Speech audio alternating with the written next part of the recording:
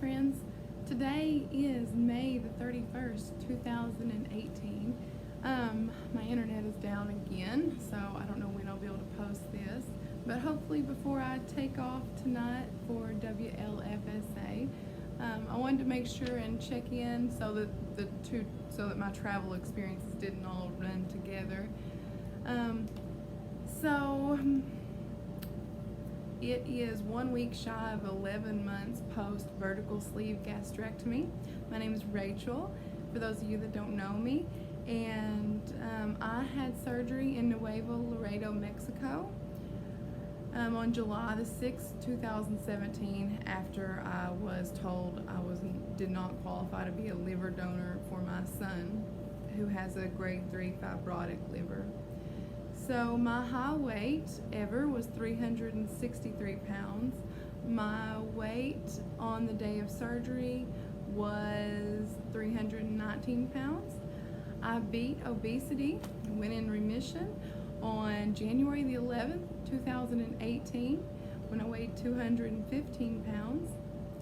Last week, I came to you weighing 181 pounds, which was exciting as being half of my highest weight.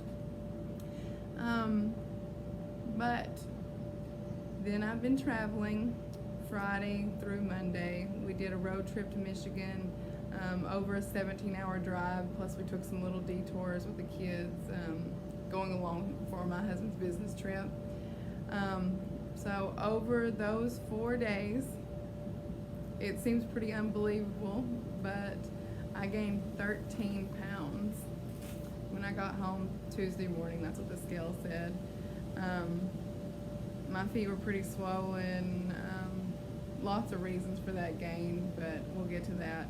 So anyways, I've been fasting the last 3 days, the last 72 hours, and my weight for official weigh-in today is 184 pounds. So considering where I've came from this week, I feel okay. I would have hated to be up that high since I have a couple of plastic surgery consultations at WLFSA, and I already reported what my current weight was and stuff, and I would have just hated to be up, over 10 pounds from what I told them.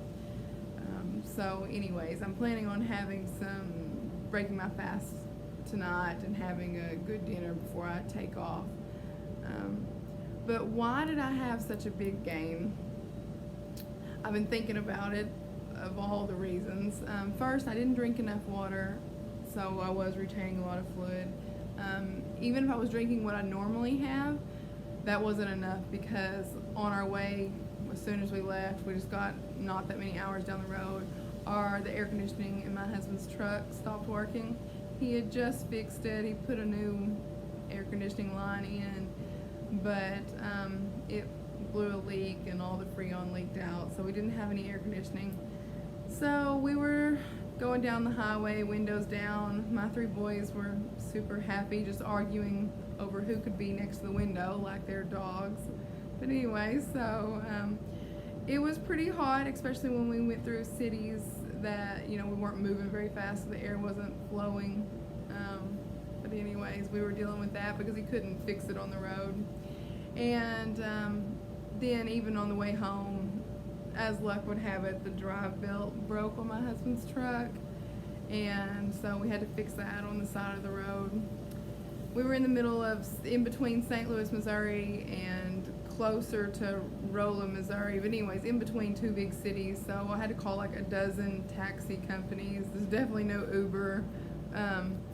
To take my husband to the parts store to get the part, to put it on and fix it, and then I had to be his assistant. And so climbing underneath the truck on the hot asphalt, I'd say that's as close to hell as I've ever been, but anyways, definitely didn't get enough water through all of those things. Next, when we were at a couple of hotels,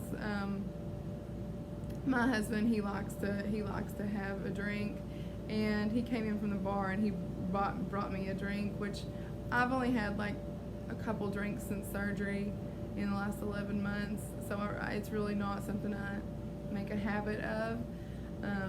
And if I had the couple drinks I have had prior to this trip would be like Diet Coke and rum, or vodka and Diet Sprite, or something along those lines.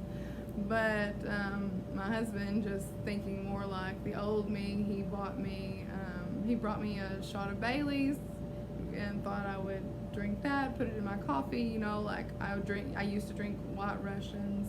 That was something I liked. I still do like, of course. But anyways, I felt really pressured to drink it, but I nearly cried because that's the first real sugar I've had since surgery. So it was kind of emotional, like, is this gonna undo all of my progress? Is this gonna be the start to my sugar and food addiction coming back? My husband had a long talk with me about how food should not control me, and it can't control me, and that I don't need to give it that much power.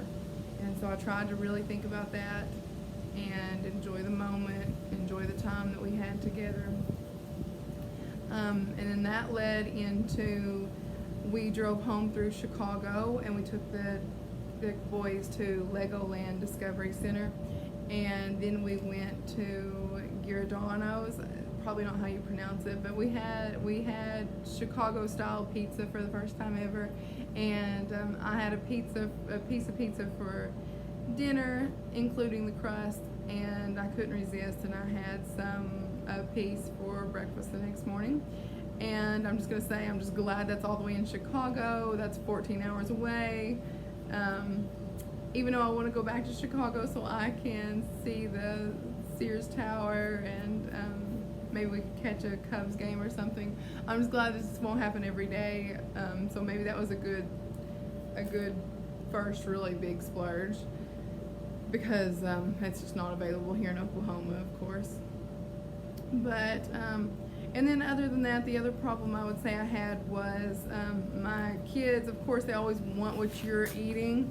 So they ate my cheese sticks, they ate the nuts I packed, they pretty much ate some of all of my snacks. And so then it got down to it, and I was really hungry, and all that was left was like one of their granola bars, and so I ate that. Which leads me to one day, if I'm thinking back correctly, my carbs was like 171 grams, which is basically more than I've ever ate in a whole month. So I'm sure my body just completely was in shock and went crazy with that amount of carbs.